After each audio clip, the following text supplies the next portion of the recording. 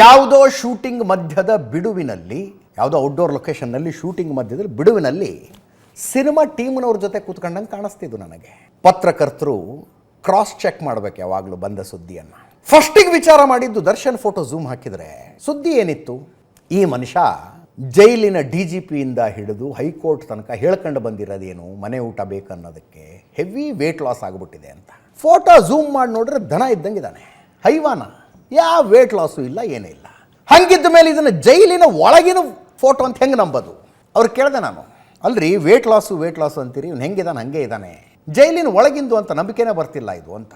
ಅವರು ಕೊಟ್ಟ ಲಾಜಿಕ್ ಇತ್ತು ನೋಡಿ, ಇಟ್ ವಾಸ್ ಕನ್ವಿನ್ಸಿಂಗ್.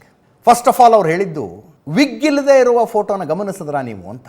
ದರ್ಶನ್ ಹೊರಗಡೆ ಇರುವ ಯಾವುದೇ ವಿಡಿಯೋ ತೆಗೆದು ನೋಡಿ, ಫೋಟೋ ತೆಗೆದು ನೋಡಿ, ತಲೆ ತುಂಬ ಕೂದಲು, ಆ ಹೇರ್ ಲಾಸು, ಒಳಗಡೆ ಹೋಗಿ ಬೋರ್ಡ್ ಹೊಡೆಸ್ಕೊಂಡಿದ್ದು, ಅದನ್ನು ನೋಡಿ ಅಂತ ನನಗೊಂದು ತಕ್ಷಣ ನಂಬಿಕೆ ಬಂದಂಗಾಯಿತು.